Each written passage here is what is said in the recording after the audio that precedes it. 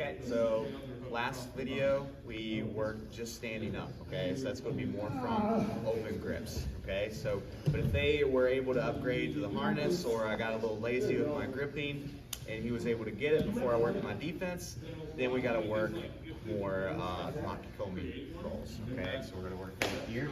So as you can see here, you work from dogfight, you got hip to hip. I got my hands here, but before I was able to get my hands ready to capture it, he got a harness grip, okay? I'm still going to use my hands here to protect my neck, because if I still keep my hands down, he can still the choke and give me trouble. Okay, so I'm still going to use my primary hand to capture that choking arm, okay? And then I'm going to reinforce it with my secondary hand. I can't pull my hip and grip break from here, so I'm going to work on doing a Makikomi roll instead, okay? So all of our counters here are going to get me out of alignment with my opponent, get perpendicular with them. Okay, so as you see, I'm facing the same direction as Jesse right now. To get out of direction, I'm going to go forehead to the mat, and I'm going to stay on my knees and elbows and swivel my legs out to the side here, okay? Now, from this angle, I'm looking to step up on this near side leg. This elevates my hips and brings his body weight forward just a little bit, okay? Now from here, I'm going to look to tuck my outside elbow and my knee underneath his hips at the same time, okay? So I get out of alignment, step up, and look to roll underneath here, okay? And as you see, if he kept his grip, this forces him to roll overhead, okay? During this process, if you can come around here. During this process, if I can capture this leg, I'm going to. So when I'm doing my roll, I'm trying to preemptively capture this leg. Why? It makes it harder for him to come on top. Okay? As you see, this knee needs to come down for him to come on top. If I stay here, now he can start to force the back too. Okay? So he's here, hip to hip. Got the harness. I'm in.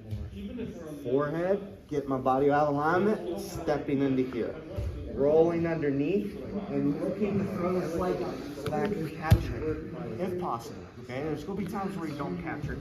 We'll go over that next. Okay, but now my goal is to get my inside elbow between me and Jesse. That's what saves the position for me. Okay, if I keep my elbow across his stomach and across his hip, he can throw this hook over and he can start to force the back tail again. Okay, but what I want to do is I want to get that elbow in between, because you see it's getting caught in his thigh here or his stomach. So I'm going to put this foot on the mat, scoop my hips out to the side, and start to face Jesse. Now as you see, I have space to get this here. Now when you're doing this, don't be lazy. Don't forget about the choking arm. You still can get choked here, okay? So I'm controlling with my primary hand. The secondary hand comes in between here. Okay? Once we get to this position, if he's not doing anything, I'm going to underhook or scoop grip the near side leg and look to come to the top position. Okay?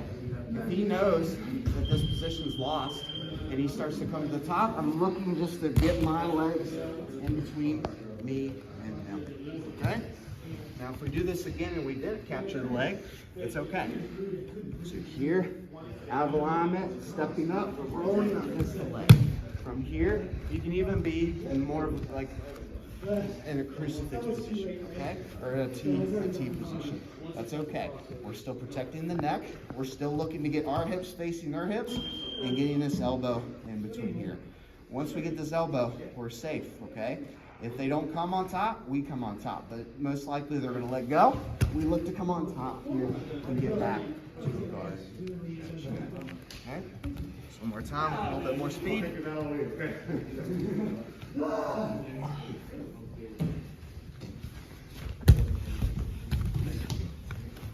Here, like, okay?